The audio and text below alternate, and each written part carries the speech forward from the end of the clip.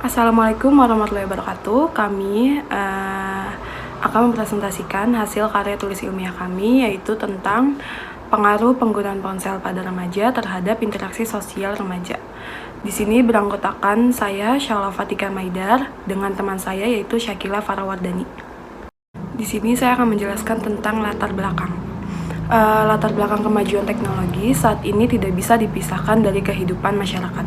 Berbagai informasi yang terjadi di belahan dunia kini telah dapat langsung diketahui berkat kemajuan teknologi atau globalisasi.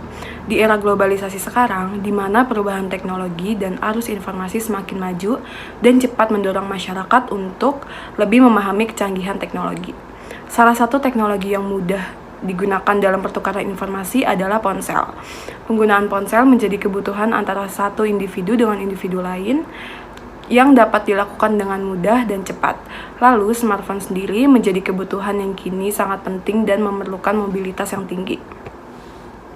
Dari sekian banyak kelebihan yang diberikan oleh smartphone, ada juga negatifnya.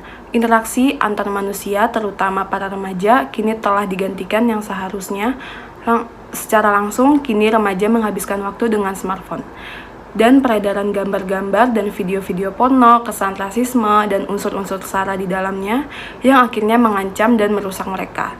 Secara psikologis, masa remaja seharusnya dihabiskan dengan bermain bersama teman, secara langsung bertukar pikiran dan bisa mempererat pertemanan mereka. Selanjutnya akan dijelaskan oleh teman saya.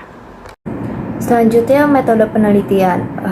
Metode penelitian yang kami gunakan yaitu kuantitatif, yaitu di mana penelitian yang berkenan dengan data angka atau numerical. Dari metode tersebut kami kembangkan menjadi metode survei dan kuesioner sebagai alat pengumpulan datanya. Dalam penelitian ini, data dan informasi dikumpulkan dari responden dengan menggunakan pertanyaan-pertanyaan yang sudah disiapkan oleh peneliti. Soal yang pertama, saya membawa smartphone kemanapun saya pergi. Sebanyak 75% responden memilih sangat setuju bahwa mereka selalu membawa smartphone kemanapun mereka pergi. 16,7% responden memilih setuju, 5% responden memilih netral. Mungkin bagi mereka smartphone itu tidak wajib dibawa kemanapun mereka pergi. 1,7% memilih tidak setuju, dan yang terakhir 1,7% responden memilih tidak setuju. Maka dari itu dapat disimpulkan bahwa kebanyakan responden memilih sangat setuju membawa kemanapun mereka pergi smartphone-nya. Yang kedua, itu saya mengaktifkan smartphone 24 jam dalam sehari. Berdasarkan data penelitian, para responden baik mahasiswa di dalam UPN-VJ maupun di luar UPN-VJ, sebanyak 53,3% memilih ya, artinya dari mereka setuju, dan 46,7% memilih untuk tidak setuju. Maka dari itu hampir seluruh responden memilih setuju untuk mengaktifkan smartphone 24 jam dalam sehari. Untuk pertanyaan kelima, yaitu apakah Anda lebih sibuk dengan ponsel daripada membantu orang tua di rumah? Berdasarkan data di atas, sebanyak 83,3% responden memilih tidak atau tidak setuju, dan 16,7% responden memilih ya atau yang artinya sangat setuju. Berarti hampir seluruh responden memilih tidak setuju kalau mereka terlalu sibuk dengan ponselnya daripada membantu orang tua di rumah.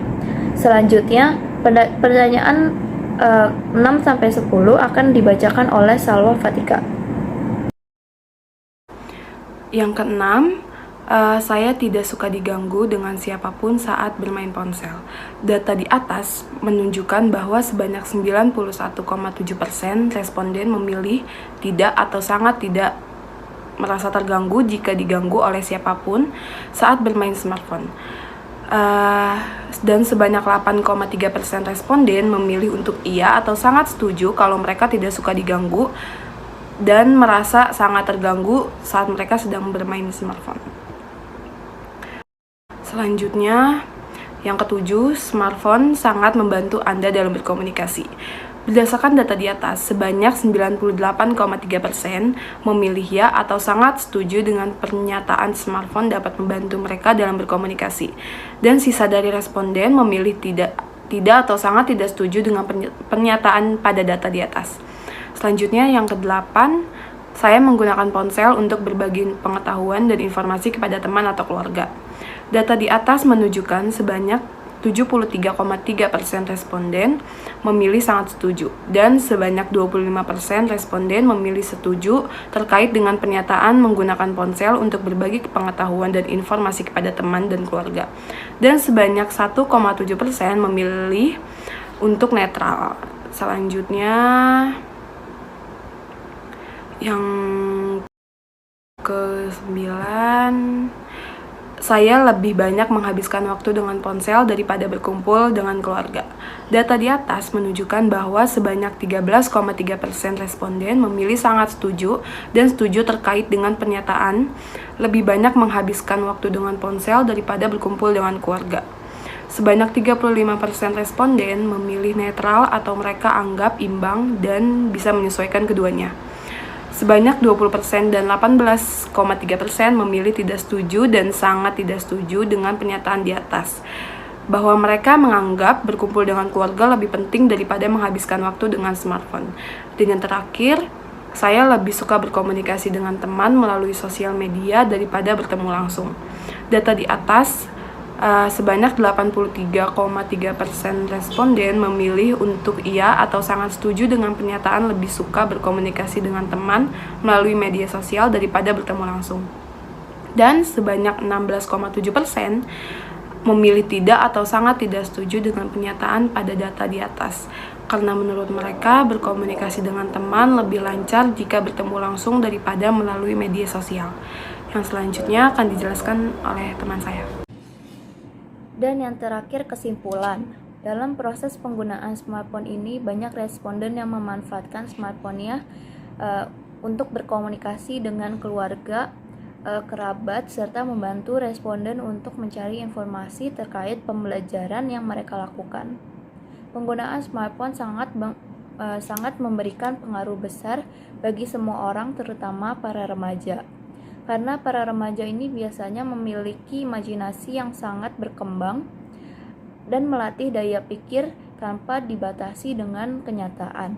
Sosial media ini mempunyai dua bagian, positif maupun negatif. Yang pertama, sisi negatifnya yaitu orang-orang jadi malas untuk berkomunikasi secara langsung atau tatap muka. Dan kalau untuk hal positifnya itu dapat mempersingkat jarak dan waktu, terus habis itu memudahkan kita untuk berkomunikasi dengan orang-orang yang jauh. Sekian dari kelompok kami, kurang lebihnya mohon maaf. Wassalamualaikum warahmatullahi wabarakatuh.